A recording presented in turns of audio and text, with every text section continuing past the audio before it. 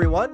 Welcome to Zannen Canada. I'm your host, Jesse Betteridge. This is a podcast that talks about the connections between anime and Canadian media. And I have two regulars joining me today for the first time in a while. We have Ian and Randy. Thanks, guys, for coming on. Ian, how have you been? I've been great. Thanks, Jesse. And Randy, it's been I think about a year and a half since you were last on the show. I hope you've been doing well. Yeah, it's been a minute. I've been doing pretty good. Yeah, no big complaints. So today, it's not unusual for us to deviate a little bit from the usual focus on this show lately. And today we're actually going to be talking about Heated Rivalry because everyone else is, so why not? But no, I know that you might still be wondering why we're talking about a live-action, gay hockey romance TV show that is neither animated nor Japanese, or even available in Japan, at least at the time of this recording. I don't think that there's been any update on that within the last couple of days. Hopefully soon. Heated Rivalry, it's not anime in the same way that, say, Twin Peaks or Columbo or Breaking Bad are anime, and those shows are certainly anime. But when you look at Breaking Bad, there are certainly parallels you can draw between it and many of the things that we love about anime. It uses clever production techniques to over-deliver on its limited resources. It has very strong attention to detail and nuance in the way it depicts things like technology and the way it's used. It is very innovative in uses of cinematic language for its depiction of relationships. And it has larger-than-life moments that are rendered in very thoughtful realism. And I think maybe most importantly, it is a unique product of its country of origin that really cannot be recreated by another country. And in that sense, it's a really incredible example of soft power. And we've seen that emerge very intensely and very quickly. And maybe that's a bit more of a controversial thing to say about anime. That is kind of my opinion. But I think it's undeniable in the case of Heated Rivalry, certainly, that it's a show that only Canada could produce. You could not create this or recreate this anywhere else. And also another reason why it's worth focusing on is, frankly, it is quite plausibly the greatest Canadian television show ever made. And in my opinion, it's also the single best thing to come out of the Marvel Cinematic Universe, for sure. Oh my God. Wow. So because we do not actually clarify this at any point during the podcast, I'm just chiming in during post to explain that the original novel Game Changer was initially posted on AO3 by Rachel Reed as an alternate universe fanfic about Steve Rogers and Bucky Barnes if they were professional hockey players. This was before it was officially published, with those specific details altered and removed. With all due respect to Reboot Season 3, I probably would agree. I would say I think Heated Rivalry and Reboot are on par, but I think the important distinction is that with Reboot it takes about 10 hours for it to become great, as opposed to Heated Rivalry, which takes I would say less than 4. Yeah, I think like the other one I would think of immediately would be Schitt's Creek, and Schitt's Creek again also takes like the first season to start really like develop itself. And like Heated Rivalry is like there in like episode 1. Yeah, I never made it past season 1 of Schitt's Creek, and I know I need to give it another chance. It has been advocated for strongly by people whose opinions I trust, so I will get to Schitt's Creek soon. And then of course there's also Kids in the Hall, but as a sketch comedy show, that's a completely different beast. Mm-hmm. But I think even if you're looking at English and French language content, Heated Rivalry, that is right at the top. Also important to stress that I think when we're looking at Canadian TV shows, we do tend to lower our standards a little bit. We tend to maybe talk up things that are not really that great and say that they're a little better than they actually are. Kim's Convenience, it was good. It wasn't, I don't think it was as good as we kind of all pretended it was at the time. There's definitely a tone that lots of Canadian TV has, where it feels very low budget, very small a lot of the time, and the stories that develop from there can be very good, but lots of them are very localized and central and almost like subdued in some ways. I'm thinking like especially like Kim's Convenience or Corner Gas. Yeah, like there is like a very similar tone to those shows, but it's very like in a way that's like, oh, I like watching this when I have nothing else to do, more than this is like appointment television, like Heated Rivalry kind of became. Yeah, and like some of the terms you use to describe those shows, they kind of apply to Heated Rivalry too. Mm-hmm. There are certain limitations on the scope and certain limitations on the way that it's made. But again, Heated Rivalry does it a little differently and maybe a little smarter than we've seen from other shows, which is something that makes it stand out. Yeah, like getting into it, like not to get too far into it, but one of the big things I noticed, because I just rewatched it over the past few days for this podcast, and I noticed that it has a lot of the same limitations of Canadian TV, where it's like you have to make sure you have like smaller sets, you're not off location a lot, you keep things in a few areas, and but the way that Heater Revelry actually takes it and like the framing, the shot composition, the lighting, the pacing, the editing is all like miles ahead of other things that I've really seen. And like this rewatch, I was really impressed with that. My first watch, I was more into it for the story, and then this time I was actually like a lot more analytical for like what is happening with the film production, with the score and everything. And I think that like just like little things that happen are just so much more planned out and much more deliberate than I think I would expect from other productions, even like American TV, like in general. I think like this show was like one of the best looking shows on TV, especially because of the limited budget. It looks so good in like almost every scene. The thing I'd say is that almost that because it's adapting source material that has a certain degree of scope, it has to do it. Like, Mhm. and I would say the way that Heated Rivalry does it is does it by faking it. But when I say fake it, I don't mean it looks cheap. When I say fake it, I mean very talented professionals use all the tools at their disposal to to create an imaginary world for you. So we're talking very old-fashioned techniques combined with a lot of new technology to get these things on the screen. Yeah, I think you pointed out at one point that this show, if you watch it carefully, you'll never see more than like 20 people in a room at once. No, And I think when you notice that, you're just like, oh wow, there are serious limitations on the way that they're executing this. But it's forcing, a lot of innovation that we don't see enough of on television these days. At least when you're looking at the types of shows that are popular. It's definitely a huge departure from what we're used to seeing in prestige television.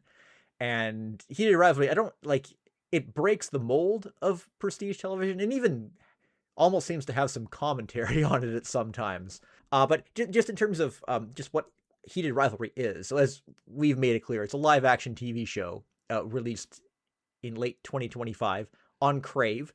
It has not aired on actual television here.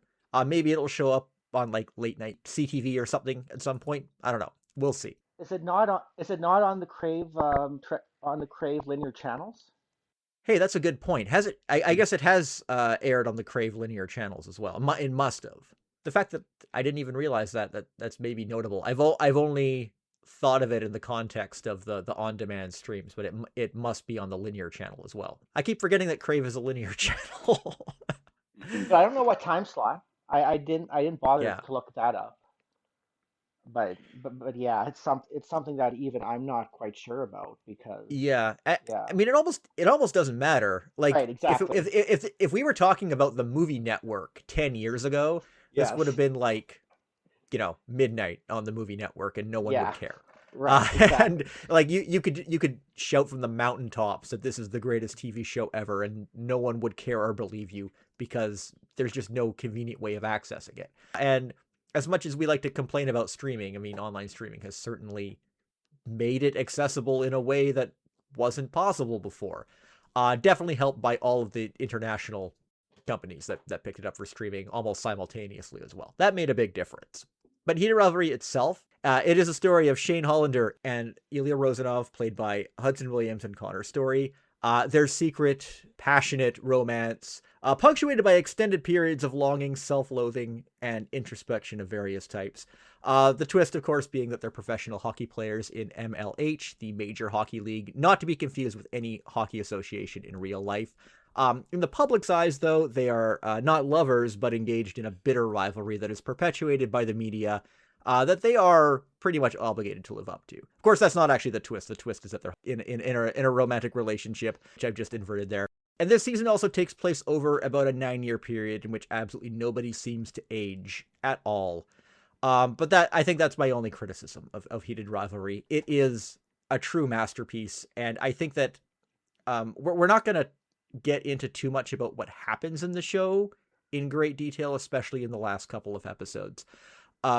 Because I think a lot of people who listen to this show may not have watched Heated Rivalry, and I would like to encourage people to check it out. Because as I highlighted before, I think a lot of things that people love about anime or that type of show, you're going to find in Heated Rivalry. And it has moments that I think are going to really resonate strongly with people. It is created, written, and directed by Jacob Tierney. He has a very long storied history in Canadian production, both film and television. At this moment, I'd say he's best known for being the creator of Letterkenny, another show on Crave.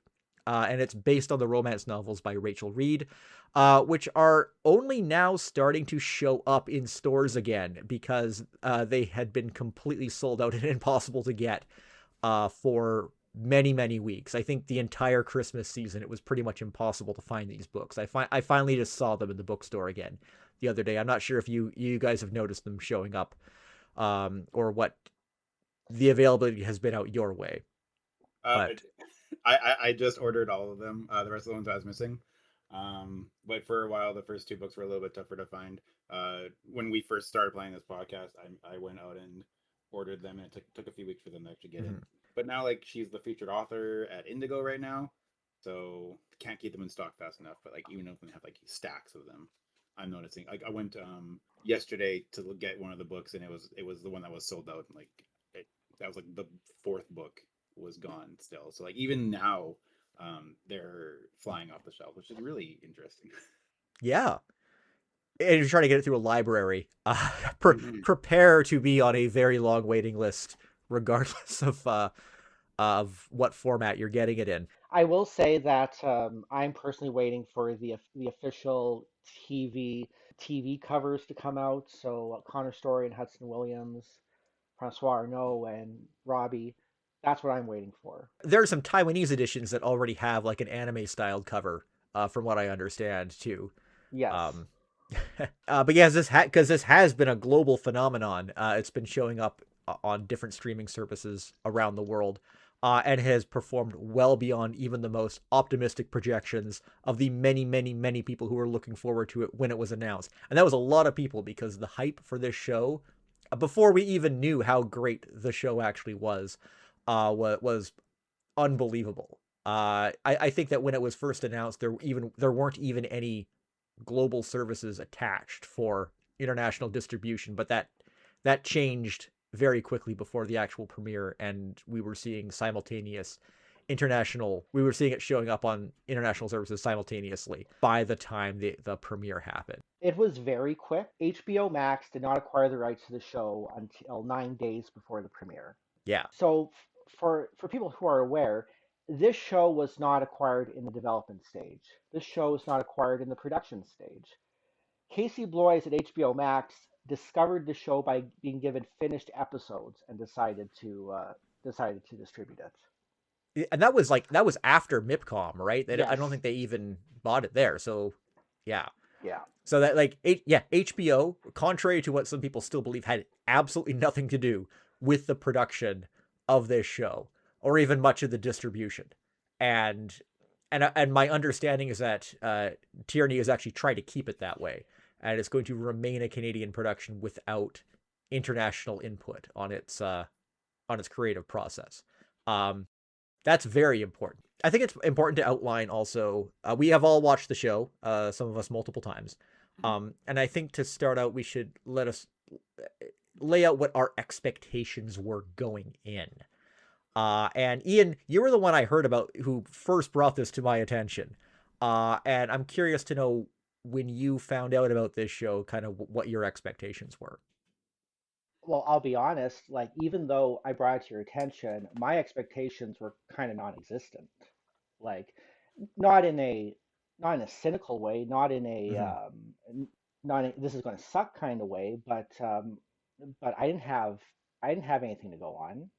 What I did have to go on was that, okay, is this really the first time that this kind of thing has been done before? And what I mean by that is what's called romance, what is also called smut, what's called BL, what's called yaoi. I mean, as connoisseurs of Asian media, we are familiar with these things. As connoisseurs of Western media, like what is there? Has this ever been done before? In terms of like an actual like full on romance, I think there's a lot less of it. Um, but there was like Fellow Travelers from like a few years ago, and like shows about uh like the gay experience and uh relationships, but not quite in the same full on romance like you would get from like a Bridgerton. Uh, so this was like something that really took me by surprise as well. When I heard about the show, it's not something I really found to be all that interesting or surprising. Frankly, I mean, I've not that I find the idea of doing a gay hockey show like funny in itself, but I found humor in the idea that, like, this is Bell's big production for 2025. And I thought, like, it would find an audience for sure. Maybe maybe it would be really bad. Maybe some people would just have a good time with it. But as someone who has no interest in hockey and doesn't actively seek out queer TV shows, I figured it was not for me, and I wasn't familiar with the books. And I don't think I would have expected the material to be adapted in a way that was really notable. I don't think there was a whole lot of reason to expect that.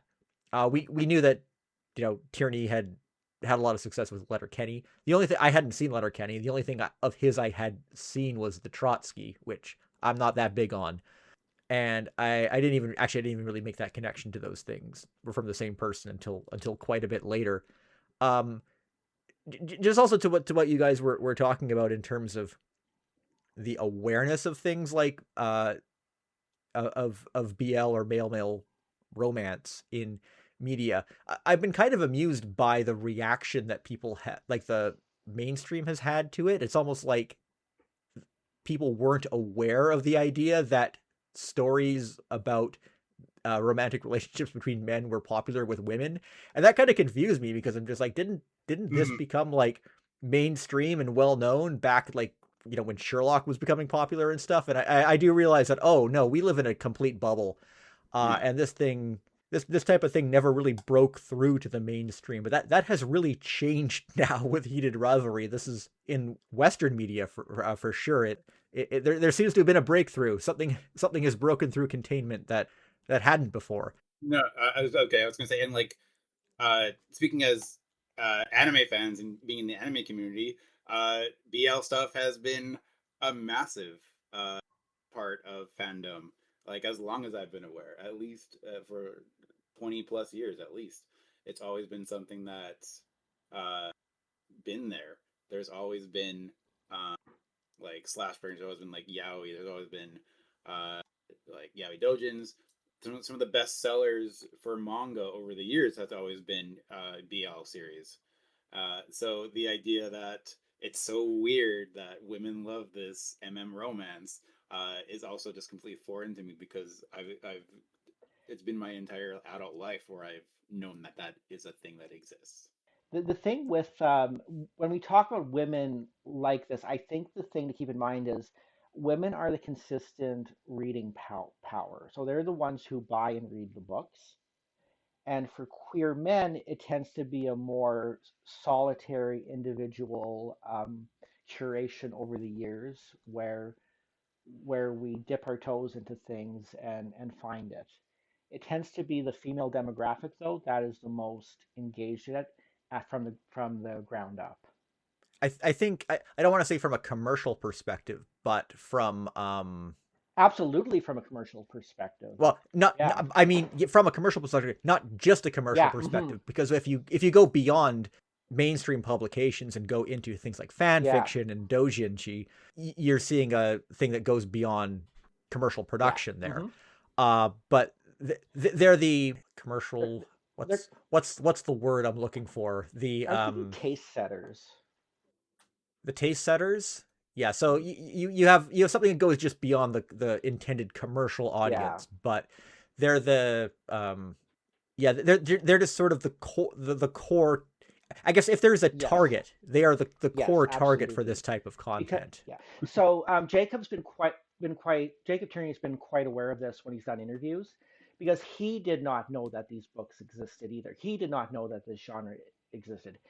He is a queer man. He this is the most this is the most uh, queer content he's made. Although Letterkenny had plenty of queer characters, but he only discovered these books out of reading for pleasure during COVID. And he wasn't aware of this genre. And if he knew that if he wasn't aware of this genre, then other gay men would not be aware of this genre either.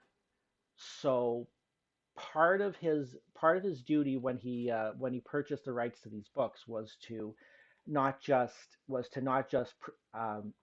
adapt these books in a faithful way, which we'll get into, but also expand the awareness of this material, expand the awareness of romance, expand the awareness of queer romance, expand the awareness of queer joy in media.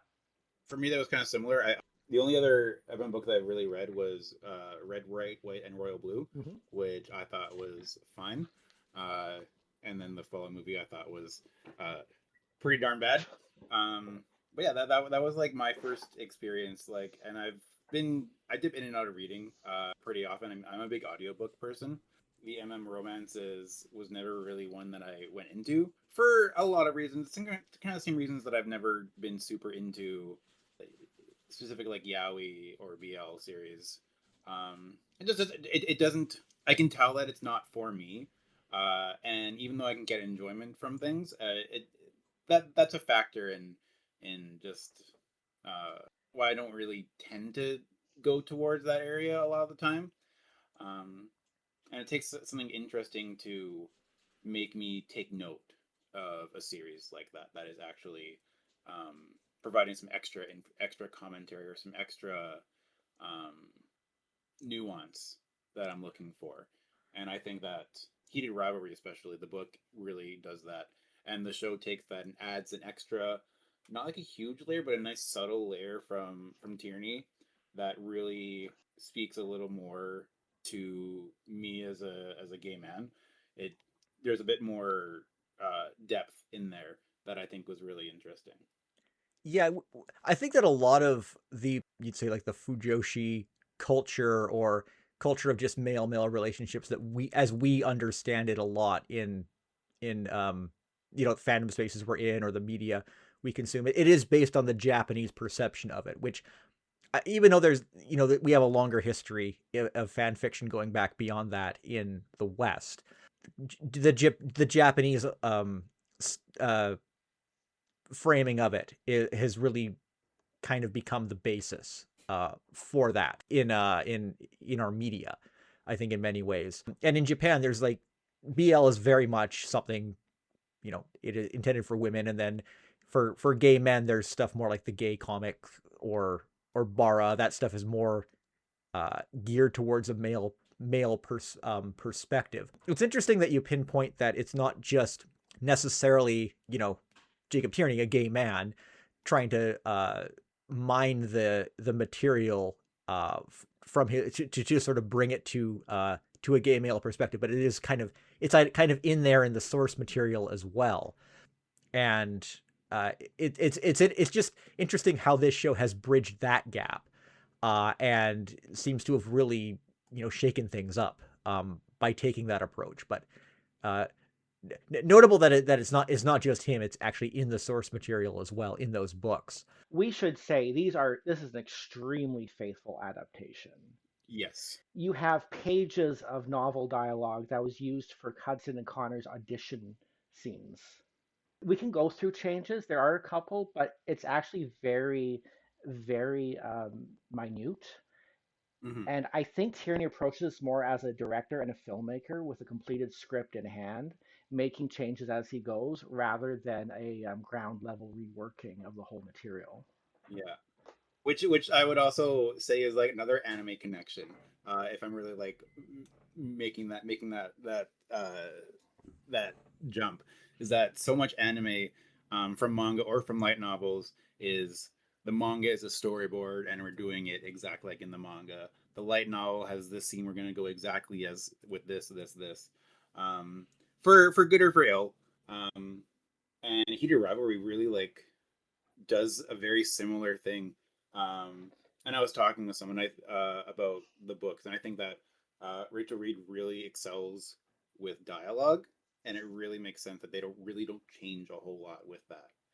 And the extra scenes that are added or the changes that are made all really work to serve that in a way that you can't just get with the written page, along with a few other things that are great for just like little character beats, extra scenes that are a really nice supplement to the book as well. Heated Rivalry, it's such a it is a very creator led production. When you're comparing it to anime, that's not really accurate. It's very rare that most anime that gets produced, you can't really say is creator led unless it's led by a Kawamori or Ikuhara or something. Most of the time, which most shows aren't. But manga, what makes manga kind of work, one of the major things is that they are creator owned, and the creator has the final say on everything. And I think that is an interesting parallel in you can draw it to manga through the production of Heated Rivalry, and also the fact that it is so faithful to its source material. It's not a perfect parallel in that case, but there's a lot of Mm-hmm. similarities you can kind of catch or latch onto in the production process there. Mm-hmm.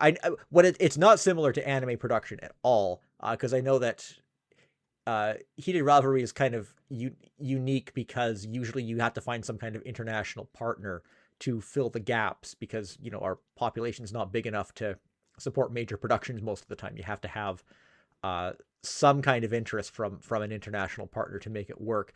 But in this case, Ian can probably explain this more in detail. Bell had acquired Sphere Abacus from the UK, and were able to utilize that to kind of fill in the gap of production. Which is hilarious because they exploited a loophole to make this production even more Canadian than most Canadian content tends to be. So there's a few things to go over because this will segue into maybe the hottest discussion piece about the show that we've not gone to yet, but we'll take it one at a time. First off, um, contrary to how IP is bought and rights are managed in both the West and in Japan, this time the IP was optioned by Jacob Tierney himself. He slid into Rachel Reed's Instagram 3 years ago and asked, "Hey, has an option been put on this? I'd really love to try to adapt this." Rachel was a fan of the aforementioned Trotsky and Letterkenny. She said yes. That went smoothly, and then Tierney with his existing Tierney was also with his producing partner Brendan Brady were looking at developing a production studio of their own. I say studio because it's important to know that in Canada, the showrunners usually have their own production studios that make the content. This is not the case in the States. Netflix distributes a show in the States. They're the studio that makes it in the States. The showrunner is an employee of Netflix who who works with Netflix to make it. In this case, the show is made by Tierney and Brady's Accent Aigu Productions. This is their first show. It's made by them. They have they have a budget given to them by Crave. They take notes from Crave, but they're running their own shop. The thing that got tricky when trying to find financing was that even though financiers were aware of these books, they, in their infinite wisdom, wanted changes, or they wanted to go one step beyond the books. And by that, I mean, hey, wouldn't it be a great idea if Ilya and Shane didn't kiss till episode 5? Wouldn't it be great if they did not consummate their relationship till season 2? Wouldn't it be great if, hey, this Rose character is very interesting. Maybe she should be the audience, the world, the way into this world. So not a lot of fruitful conversations were had at that point, because fundamentally Jacob's Tierney's vision, and it's so ironic, Jacob's Tierney's vision was to be as faithful to these books as possible. That was his greatest contribution as an artist to this show, and it was in service of something else. And I can't help but think about all those changes they were asking to make, and just how those every single one of those changes would have made it a show that no one talked about. Yeah, like just the way that like I don't think you get the phenomenon that it is if it's not right away in your face from episode 1 exactly what the show is and building from there. And let's talk about the elephant in the room. A large reason for the demand for changes was these financiers were not comfortable with the idea of graphic sex within 15 minutes of the first episode, nor were they comfortable with what is basically a hookup situation for the majority of the entire series, or the entire first season, I should say. So the whole hook of the first 2 episodes, ironically.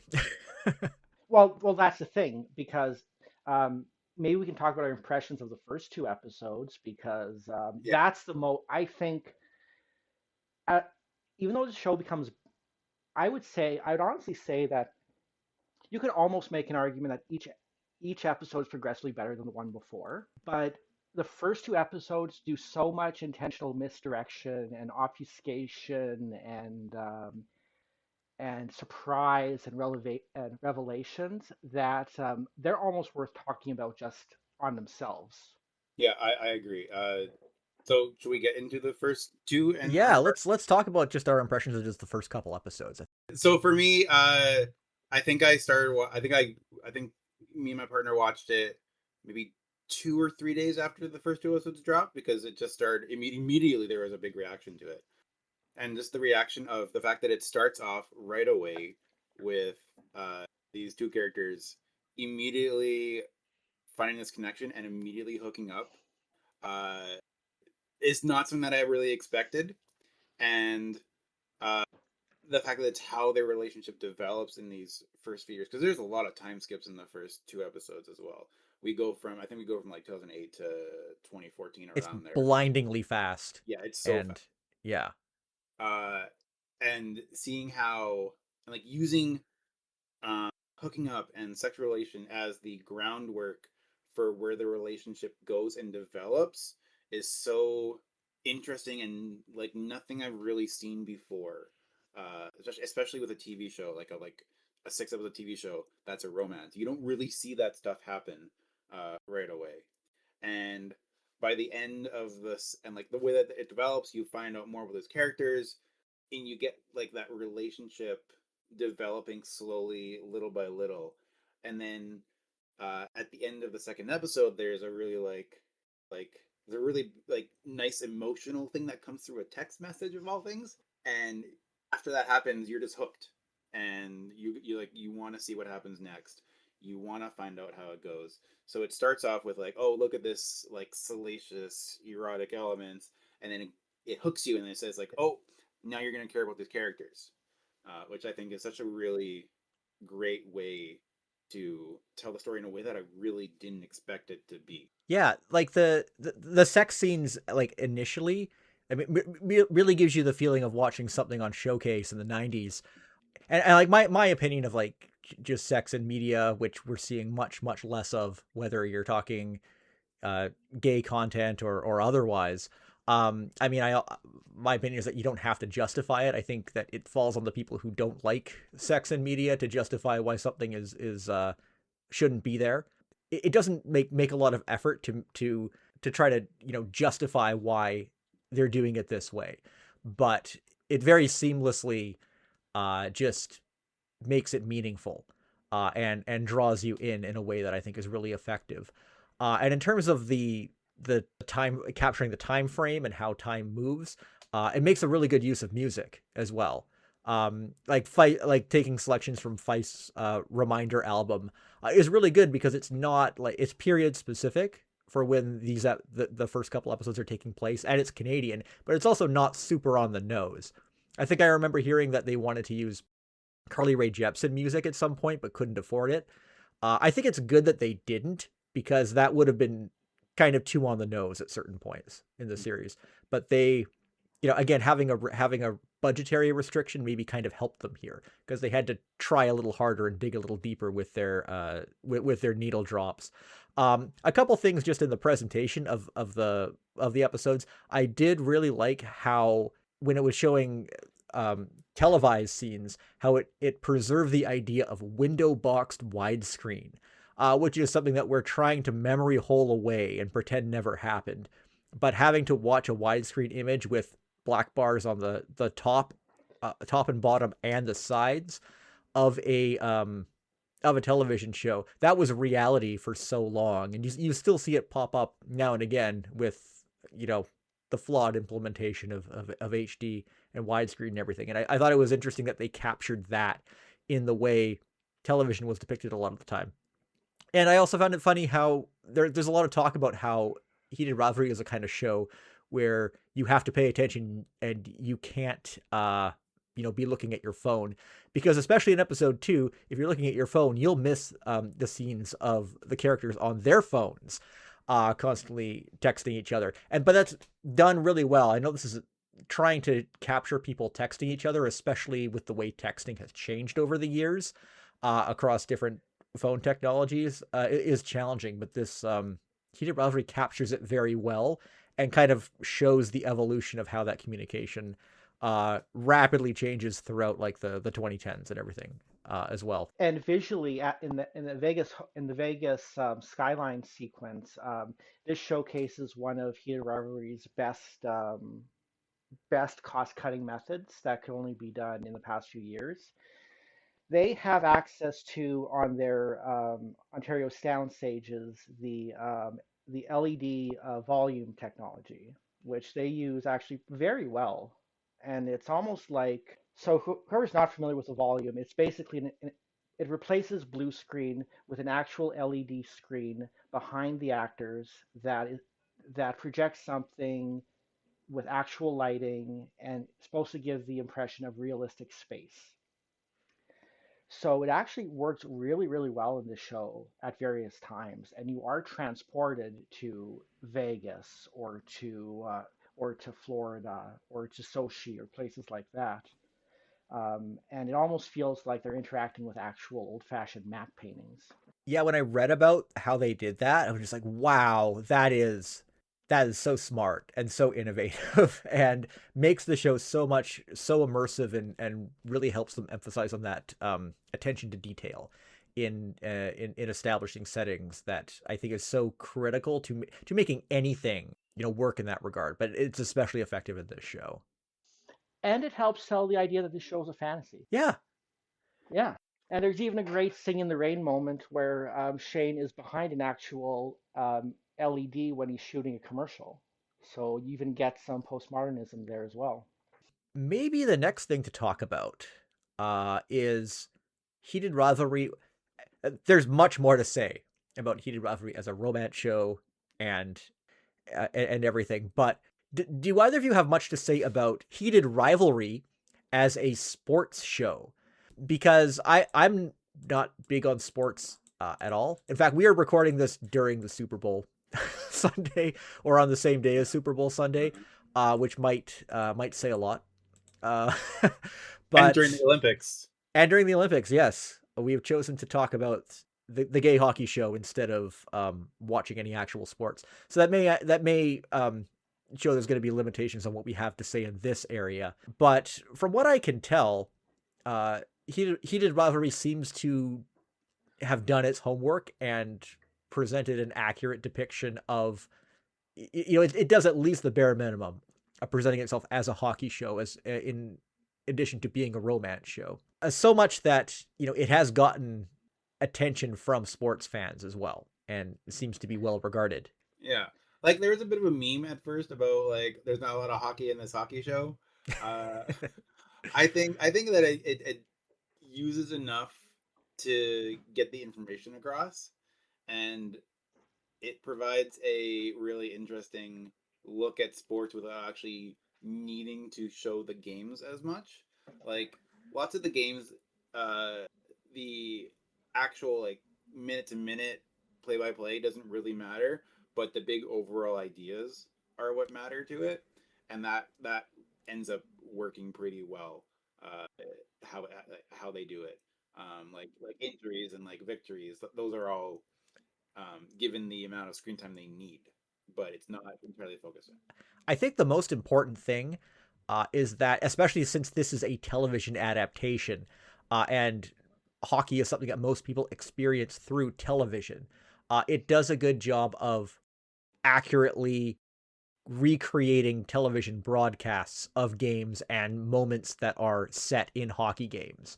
And I think that's really critical to this succeeding as you know in this medium, and maybe why some I haven't read the books, but I would imagine that a lot of that comes through better as a TV show than it would as a book. You can actually experience things through a recreation of an actual broadcast of a hockey game, as opposed to having it described through prose.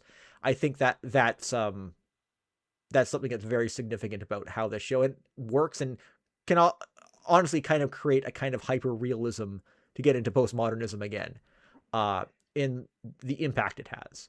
Um, And I think that's an important aspect of this show that it's able to capture very well. well, also, it's not that it's necessarily a hockey show in the sense that you're watching hockey games, you're watching strategy, because they're professional players. It's not a spoiler to say they win cups, right? That's not a spoiler, I would assume. It's not No. presented as a spoiler in the show that the teams they're on they help the teams win. There there's a reason why most sports shows take place in high school, because that's when you get into the strategy. That's when you develop as a Mm, player. This is more about people who are at the height of their fame, at the height of their skill, and it's way more about professional professional hockey and the trials and tribulations that professional hockey players go through. Which, when we get to episode 3, we can discuss that, because emotionally, for these hockey players, it's not being on the ice, it's being a hockey player, existentially more so. that's a very good point, and something that maybe I didn't think about enough. But that adds a lot of context to a lot of the comparisons I was trying to draw. And I was going to bring up, of course, comparing Heated Rivalry to a sports anime, and it is very different. And I think you actually pinpointed exactly maybe the biggest difference is that almost all sports anime and manga are set in high school or middle school. So again, the excessive emphasis you would get on strategy and play by play and recreating a sports game over many chapters or episodes makes sense when it is amateurs playing it. When you get into professionals playing it, that's going to be a lot less interesting, and the actual relationships between the characters, their goals, their problems, um, their lives are going to be a lot different than the types of characters you see in a sports anime. But of course, one important aspect of sports anime is that it's generally regarded as being highly homoerotic a lot of the time, a lot of which it may be debatable how intentional that is. And of course, you're seeing this explicit and real and heated rivalry, whereas in sports anime a lot of the time it's these two guys are really obsessed with each other, uh, as a driving point of interest. Mm-hmm. So I mean, you obviously can't ignore that parallel as well, and I guess it's inevitable to make that connection. But obviously, very different in the case of something like Heated Rivalry for a number of reasons. I think this is where it's important to point out that this show and these books do have a social conscience. It's maybe more so when we get to the later books and more so when we get to later seasons. But when we talk about the homoeroticism in sports, I think Rachel Reed made a very strong. She said something really interesting. She said that writing these books is almost her penance for being an NHL fan, because she's not just. I don't think she's just seeing it as other writers would, in the sense of the homoerotic fun of it all. She's coming from it from a reality of, okay, well, the NHL, NLH in the show, but let's focus on the reality of this show, because the show does deal with reality. It deals with reality in Russia, and it deals with reality in professional sports. This show posits, just like this show posits, that there are gay professional hockey players, just that none have come out, which is which is probably a truism. So we're not dealing with fantasy here. We're not dealing with utopian. We're not dealing with a utopian framework. We're dealing with the same reality in 2026 as in the reality of these books. Lots of sports anime uh, is built around like the camaraderie of male friendships coming together to create something bigger, and that obviously uh, gets extrapolated to these characters are in love with each other a lot of the time. Like Yeah. you really can't avoid uh, that kind of connection, um, and it's very interesting to see how that goes versus one that's actually focused like actually on a relationship. It's very interesting. Like I like one of the things I comes to mind most recently is like the first Slam Dunk, uh, which is all about the connections of these characters and their lives and their relationships to each other, and always in the sports context and never really outside of that, which is good for what it is, but it's not exactly where this kind of show would go. So something like Heated Rivalry instead actually dives into like what are these characters were actually in love, what are these characters were actually felt more than that connection, and that connection actually went to the step that everyone wanted to go to, and finding out how that's at odds with like the reality of the situation, as much as these books can be realistic, like they're it's still a very idealized world, um, but adding that extra layer of the tensions and the logistics and the optics of the situation are all really interesting. I think that really comes through in the first book a little more than Heated Rivalry does, and the first book also being episode three, in terms of like what is like society's expectations for a player. Whereas Heated Rivalry is about that, but it's also more about uh, these two characters are uh, to the public extreme rivals, and the fact that they're actually been together or been in a relationship of some sort throughout the years is more of where the book goes than um, the characters versus like society, I would say. Yeah, I think a lot of what we just said unpacks the claim that the common adage that Heated Rivalry is government funded uh, government funded hockey yaoi. Uh, it captures a lot of what your expectations are, but I think there's a limit to what that descriptor can really suggest about the show, and it goes it there are definitely challenges towards that. But I want to go back, and because this ties into probably where we want to talk with our impressions of the next few episodes of the show. I want to go back to what Ian said about this not being or the Heated Rivalry essentially creating a scenario where we can't we can't look at it as an idealized reality or sorry, what were the words you used for this again, Ian? And what's so amazing, that this is basically the first mainstream BL show or whatever, is Yeah, that this is not a utopian BL that takes place 1,000 years in the future. exactly. Yes. This is about professional sports players in 20 in late 2010s in the show, and so forth, who have to deal with homosexuality, with with being in love, with possibly coming out in the in with in a basically similar social political situation. Like they go to the Sochi Olympics in 2014. That happens. The character is Russian. That discrimination exists in the show. It's not ripped from the headlines or anything, but it's based in basically the same reality as we perceive it. And I think it's also worth emphasizing that it was 2015 when the Supreme Court in the United States legalized gay marriage. And this show's a lot different from a lot of queer media we have seen come out after that point in the West as well.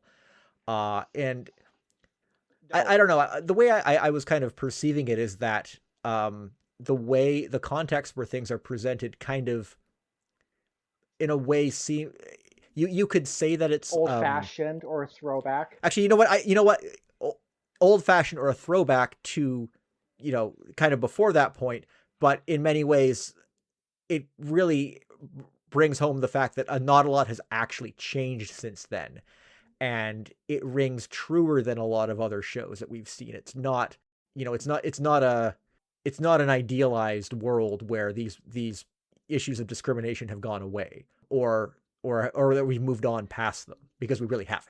This isn't Glee on Ice. No, it is not. But yeah, I would say that this is one of the very few shows, one of the only shows I've seen that posits that for some queer individuals, human rights can be taken away.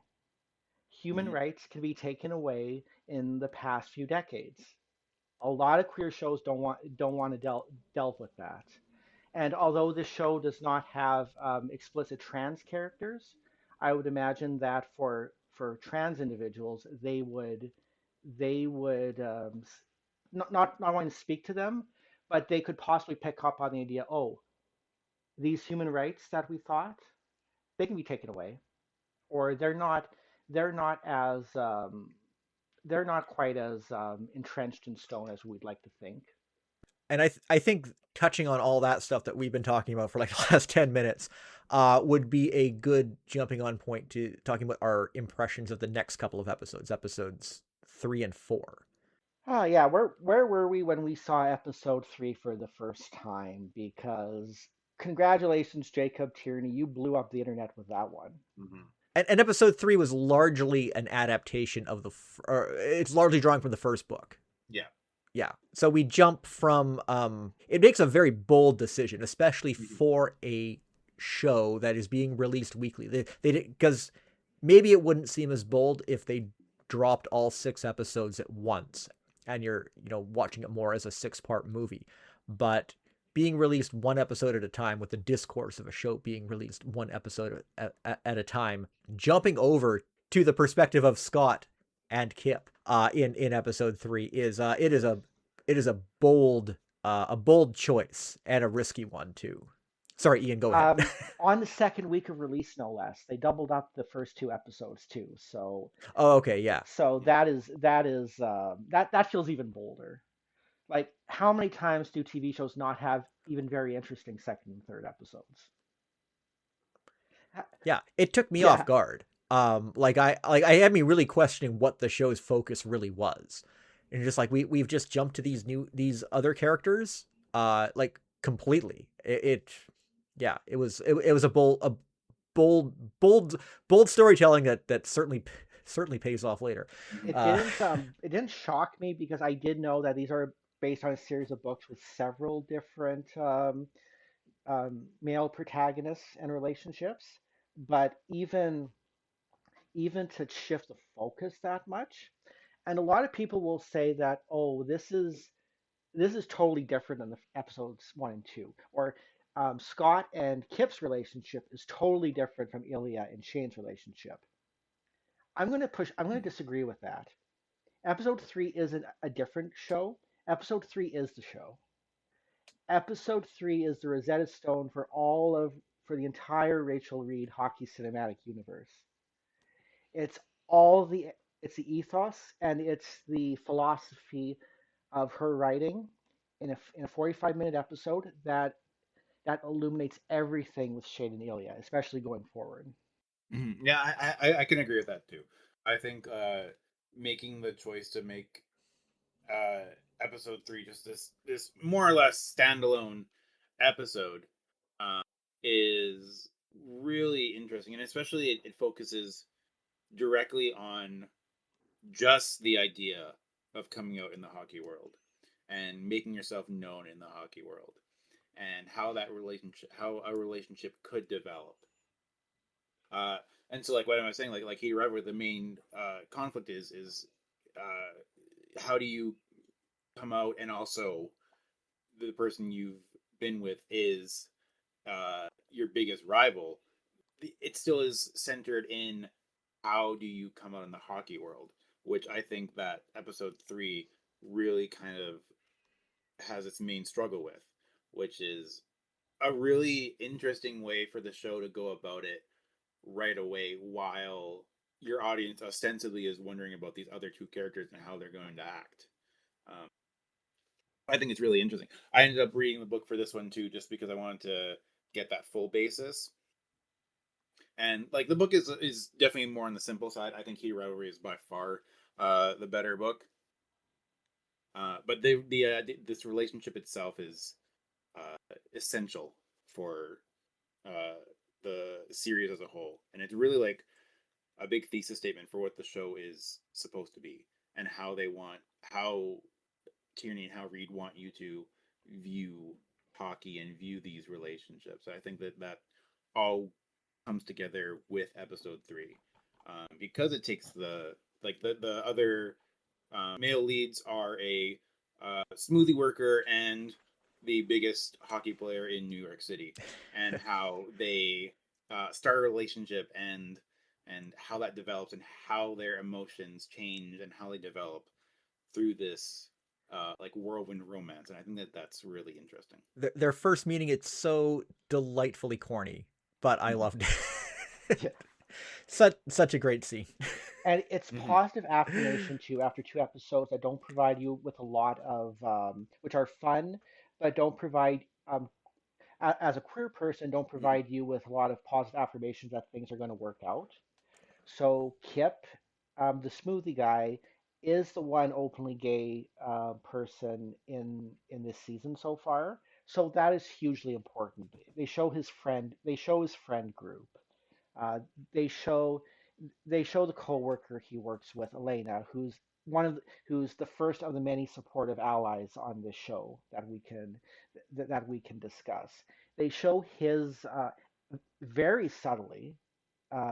They show his conflict with with being in a relationship with a um, with a closeted man, because unfortunately, what happens when a queer person is in a relationship with a closeted person, the queer person, the openly out person loses their can sometimes lose their own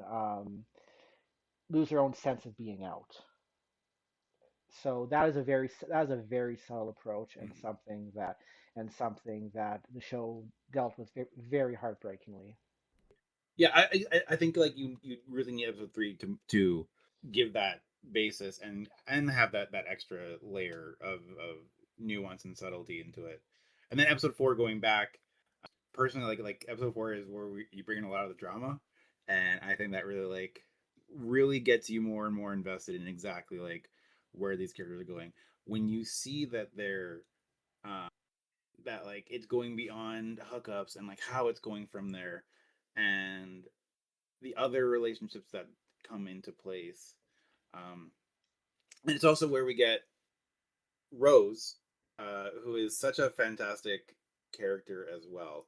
Um, she comes in and just like is a whirlwind, and is like a crazy breath of fresh air, Yeah. and is able to basically force all the characters, even characters she's not interacting with, to confront their feelings.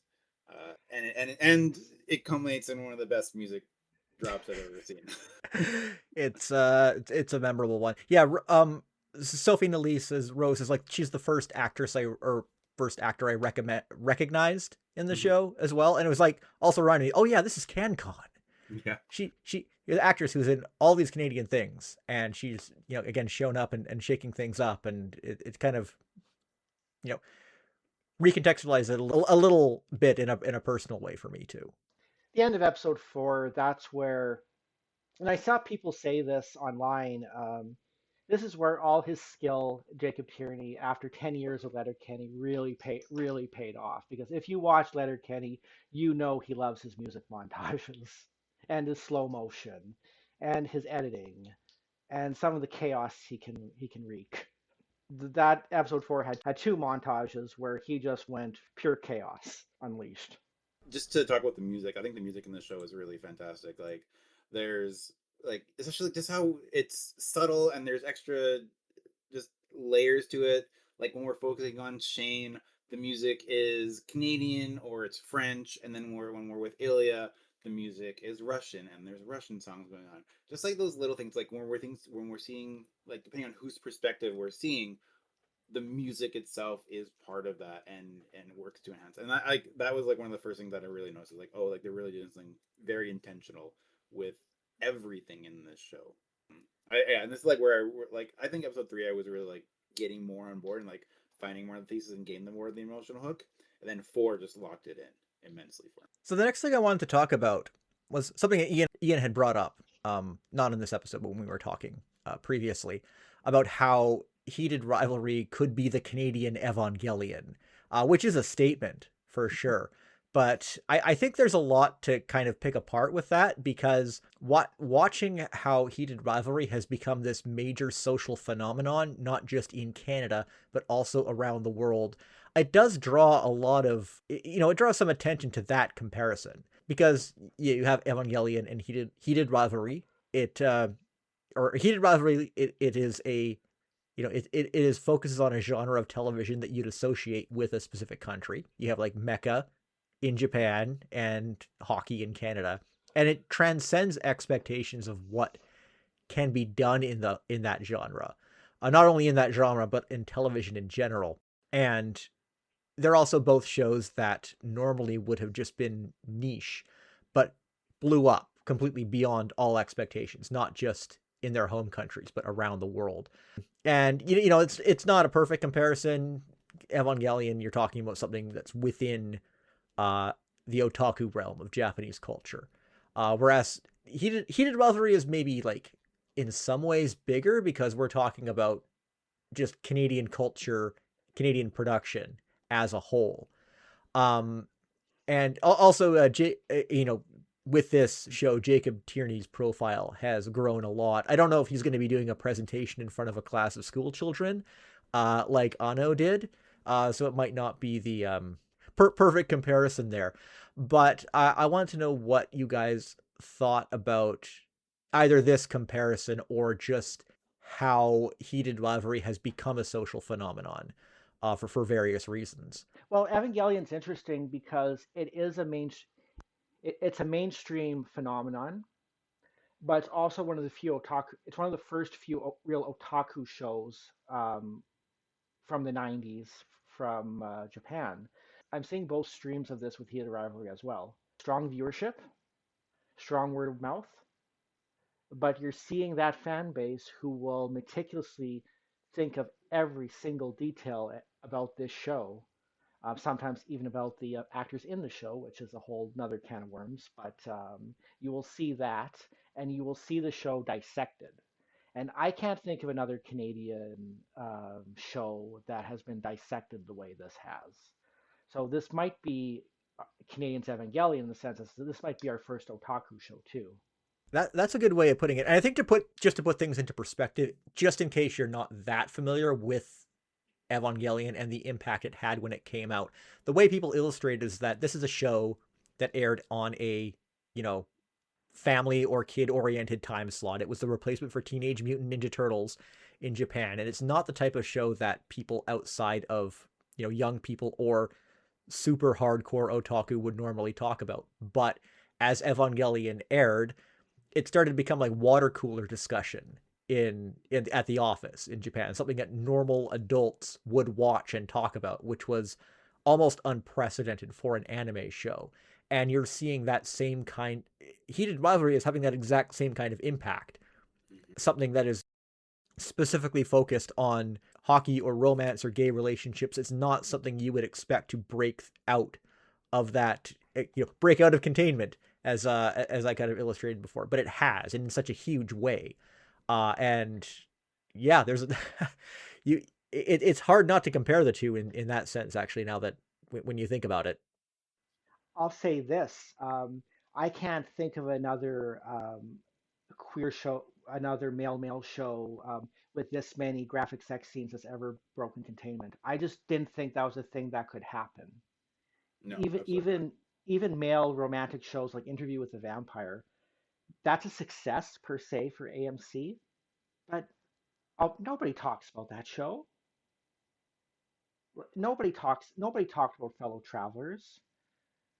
People talked about Brokeback Mountain, but that was from a that's from I'm not going to say awards bait, but it came out during awards season, so that'll have eyeballs and conversation. But this is unprecedented. Maybe the UK Queer as Folk, maybe, but already you're going back 25 years ago. No, I think that makes a lot of sense. Like there is nothing that has brought on that much conversation. Um, from a like from a Canadian TV perspective, I can't think of anything that has really hit as hard as this show has. And like again, and thinking about like mainstream queer depictions, much less mainstream queer depictions with sex. Like it's you can count on one hand the amount of times that like there's been breakout success or breakout relationships. Like Heartstopper, I really think that the last, yeah, Heartstopper I would say, and then before that I would honestly say Glee would be the yeah, other one, and like those are both high school focused romances. This is and like high school focused, and therefore like much more safe and much a little more chaste, especially Heartstopper, very chaste. Um, but and like this is one that is so and different. for Glee, that was C plots in a really crowded episodes. Yeah. So yeah, like there's most of what you see with like series that would get audiences invested in like queer relationships would be things that were a little more queer baiting or things that are a bit more I'm trying not Like, to say Fujo yeah, bait, but my mind goes to Fujo bait. Like things It's like okay. We know Supernatural what or you mean Sherlock. by that. Yeah, like yeah, Supernatural or Sherlock or like all of those things where like it's not the focus, but it's a large part of the fandom is that's why they're there. Like yeah. Teen Wolf, like those kinds of things. Um, yeah, and like I don't think anything's been as blatant and out there as this has been. So I definitely can see the comparison with the Evangelion and that like this is getting everyone talking. This is like my aunt has watched this show twice. I just had dinner with her. Like it's crazy. It's everywhere. And I know, we really need more time. Time. We need the passage of time to really make an assessment on this. But I think, do you think that this is going to spawn like Evangelion? Do you think this will spawn a lot of imitators that fail to emulate the aspects of the production that made it unique? It could, but I want to preface that by saying I hope to God this does spawn imitators because this is a very nuanced Hmm. this is a very nuanced depiction of queer relationships. So in that sense, I do hope it spawns imitators, just like any other groundbreaking show. But again, like I think you're going to see the more TV kind of shows like this, the ones that actually have plots, the ones that actually have B, C, D plots, 10 characters, things like that. And I think you are probably going to see shows that are more subtle, more hard hitting than this, too. I hope like this show may ultimately not be the best version of this kind of content, But that's the challenge that other people will have to deal with. Like if something comes along that's going to top this, then that's their challenge to take. And I do wonder if, we're having a bit of a moment with Canadian media right now, with this and a few other things happening in the sphere of discourse. And I do wonder what the increase in the global demand for Canada is going to shape out like, because Heated Rivalry seems to be contributing to that, but I wonder if it's a demand that the Canadian production world is capable of responding to properly. And Um, this is where I toot my Nirvana, the band, the mhm. show, the movie horn, because I just saw that movie last week, and it blew me the hell away, with just how funny it was. And I predict that it really could make huge waves. And like, not to say too much about it, because I think if you don't know what it's about, just go watch it, Mhm. because it will surprise you at every turn. Um, just the way that it puts like a Canadian city first, like at the forefront, like Toronto, and is surprisingly celebrates Canada in a way that I really wasn't expecting it to. I think that, like, it's something that can really hit in the same way, maybe not as much as Heated Rivalry will hit, because Heated Rivalry was a show and streaming, and I don't think you get the same phenomenon with a movie as you would with a show right now. But I think that there is like a Canadian surge right now that I really hope can ride a wave for a while. And Oxa de Goo Productions, definitely a studio worth keeping an eye on too. Hopefully they don't go the way of Studio Gainax. They have some interesting things in the pipeline, and I hope that their sort of recipe for success with Heated Rivalry can be can lead to other great things as well. I mean, the next show they talked about is a period action comedy, so they'll need to keep the same philosophy of low budgets and technique and frugality the same, because it looks like looks like that's going to be a bigger challenge than even Heated Rivalry was. If they find yeah, they had to find a Yeah, partner for it too, which is yeah, another exactly. challenge. Need to look into that production committee method. I think it could help things here, especially again. Probably a lot of people feel like they should have gotten in on Heated Rivalry to begin with. So I wonder if there's any feelings of missing out from various parties that could help with that. Um, and also we also have to hope that with future seasons of Heated Rivalry, they also continue to follow the same discipline that they had with this season. It Mm-hmm. sounds like that will be the It will. case. And yeah, It will. So HBO Max will be fronting 600,000 US per episode for the license fee. That'll go to Crave. It won't be a huge budgetary increase for future seasons. Whatever Exante you gets for future seasons will come from that, but it won't be that much. We do also have Slow Pitch was announced, and that's going to be on Crave as well, and that's going to be a lesbian softball series mockumentary that's coming out. mockumentary. Yeah, the fact that Yeah. it's mockumentary has me a little worried because people might see that as being kind of played out. Mm-hmm. But we'll see, and hopefully it's good, and hopefully it can benefit at least a little bit from Yeah. um the success of Heated Rivalry.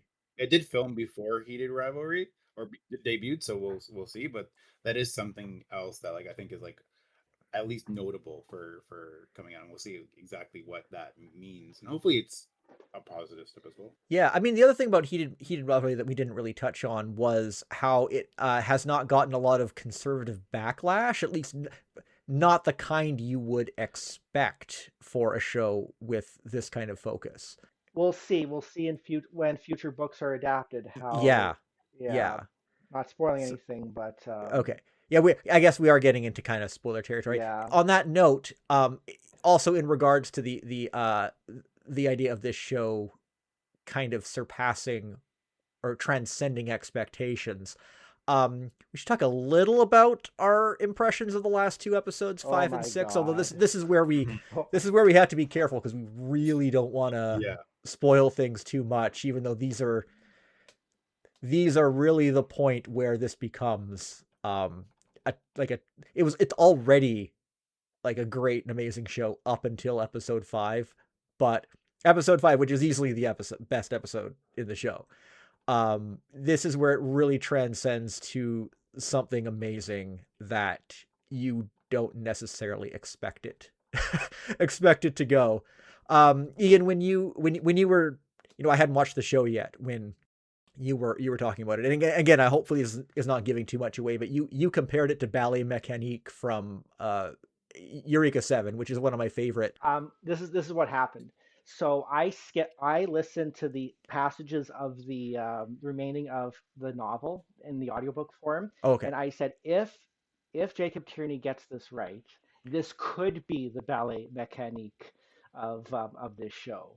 And And not only was it was yes, better. um, Ballet Mécanique from Eureka 7, one of my favorite episodes of anime. I think the single best episode of anime that aired on YTV ever, in my opinion. well, Um, you know and what? I will say, just about this, even when you ignore that one comparison, overall, there's so much great stuff in this episode. It is just an amazing piece of television from beginning to end. Not to again, not to avoid spoilers, but I think what I said earlier about the fact that um, it is recreating the experience of a television broadcast in the way it depicts things later on, I think is an important part of what elevates it as well. I'll leave it at that. It's an incredible episode and had a huge impression on me. And I'm not going to say anything about episode 6. I think people should just Yeah, discover that on their own. But two extraordinary episodes of television for sure. You yeah. won't see it coming. Couple thoughts about episode No. 5. One is I discussed in episode 4 how Tyrion was using his Letterkenny methodology with the music and the montages. This is his method. This is his Letterkenny methodology, granted with an extremely capable cameraman, Jackson Parnell, shooting the shit out of low budget TV. Like he uses Mhm. everything out of the book because he needs you to feel what these characters are feeling internally when you are reading passages from those books. That's the challenge he has to face, and Mhm. he does it with aplomb and kudos.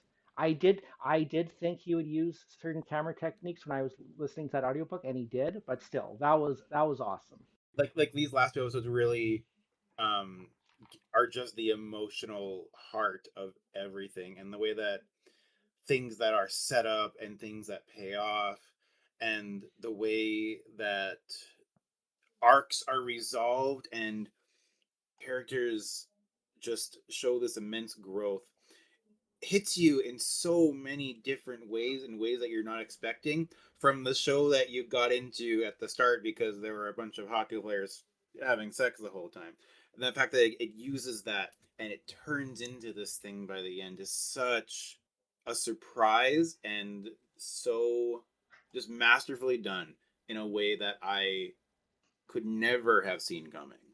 I think it is just a really incredible way to close off that series, and I think it's just really good. Without saying anything about what actually happens in it, there's just so many moments in those two episodes um, where I had to just stop and like completely lock in. Like when I was doing my review for this podcast, I had to like full, put the video on full screen, just like I am watching this scene because this is the important scene.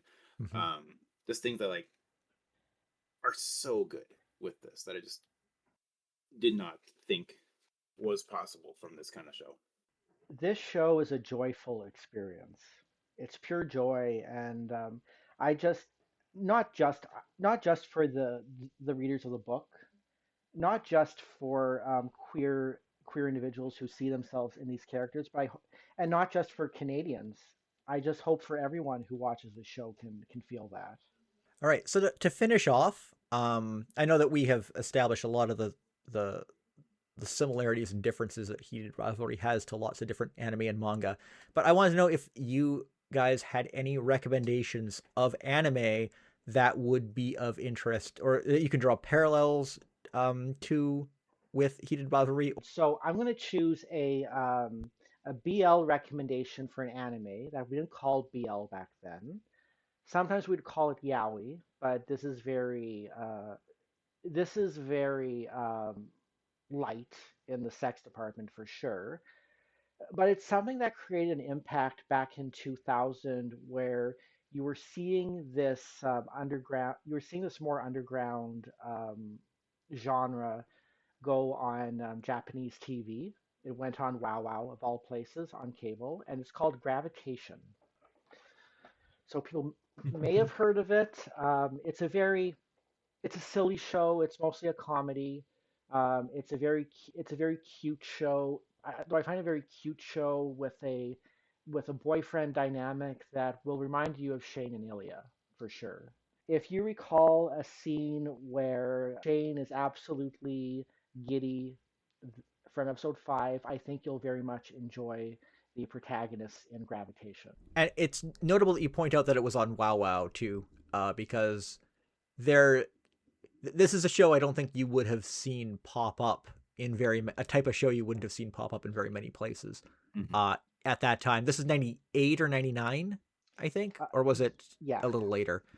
I can't remember the exact year, but anyway, it was still wow. It really showed what an amazing kind of groundbreaking place Wow Wow was at that time for anime. You were seeing lots of unique shows there, and it has Heated Rivalry has not shown up in Japan yet, and I'm really hoping that Wow Wow is where it shows up, even though I'm saying that as a international Japanese media enthusiast. I don't know if that's actually what would be best for the audience in that country. They also they also don't have HBO Max in Japan, so that's the interesting wrinkle too. It has to be sold to some platform. Yeah, there is an HBO Japan, but I think it's like C-band satellite, so not a lot of Yeah. people would have access to it. So I am so curious what that dub will be like. oh my Yeah, god. who are the voice actors going to be? Oh. So my other recommendation is not queer per se, but there's certainly no significant heterosexual content in it. It's called Gunbuster. If we want to bring this back to another Hideaki Anno anime, because this is also a 6 episode OVA that incorporates sports tropes and homoeroticism and silliness and pastiche and absolute serious drama in the fifth and sixth episodes that will absolutely wreck you, and just astonishing technique from an up and coming genius, and an amazing expression of joy from an anime studio. The one that comes first and foremost in my mind is Yuri on Ice, which would be another uh, queer themed sports show. It's just expertly done. The direction in it is fantastic. The characters are great. The way that it uses the sports framework to develop identity and develop a relationship is really good. But Uranus is also something that lots of people already probably should know. If you don't, I I don't know how you missed it the first time around. Yuri and Ice, I think, is just one of the best examples of uh, BL and one of the best examples of like a sports show too. Yeah, I think it's super good. The other one is for this podcast. I went and I looked up like what's the most popular BL of last year, and I pulled out a few. And the one that I really thought was good was a series called Afterglow. It's a one volume manga. It's about a doctor who, after a tragedy, doing heart surgery, takes up a residency in a small town doing clinical medicine. And one day he's out, and a yakuza picks him up, and they hook up.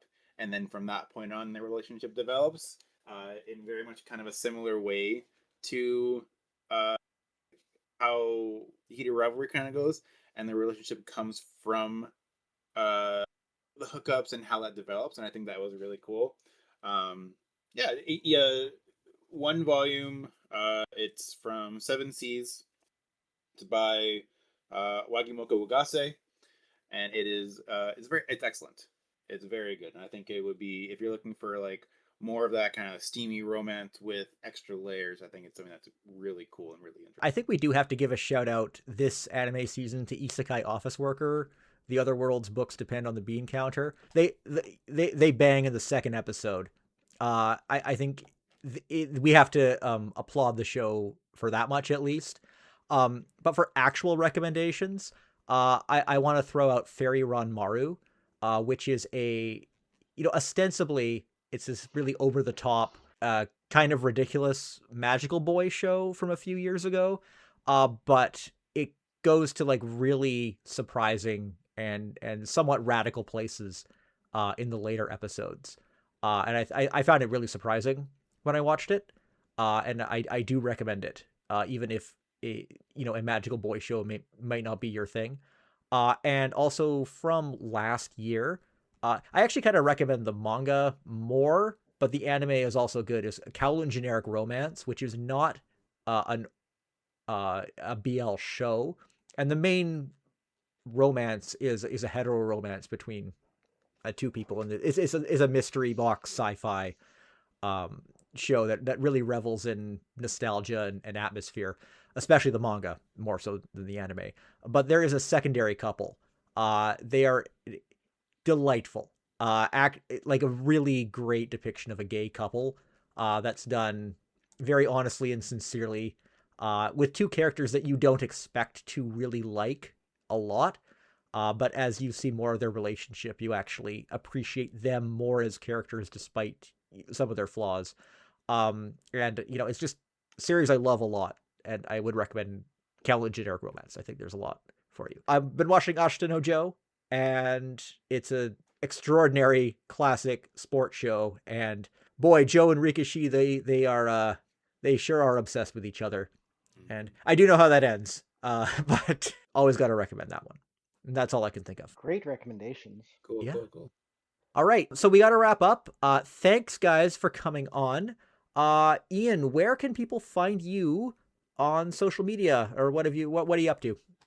Just on Blue Sky. I'm not really up to anything except my job in a field that really has nothing to do with anime or sports or hockey. But you can find me at ENRW on Blue Sky. And Randy? Same on Blue Sky. I'm Candyran. I also do work for Icon, the anime convention in Winnipeg. It's a great time. We just did an extra event where I got to kind of DJ and play a bunch of anime songs up on a big screen at the Rec Room, which was awesome. But yeah, so Icon is probably where you'll find me in person, and Blue Sky digitally. And thanks for tuning into Zannen Canada. You can reach me on Blue Sky at jbetteridge or email zannencanada@gmail.com. Theme song is by Ultraclystron that can be found on his album Packet Flood. And you can find that at ultraclystron.com. You can subscribe to the show on Apple Podcasts, YouTube Music, Spotify, or your podcast app of choice. And I'll see you again.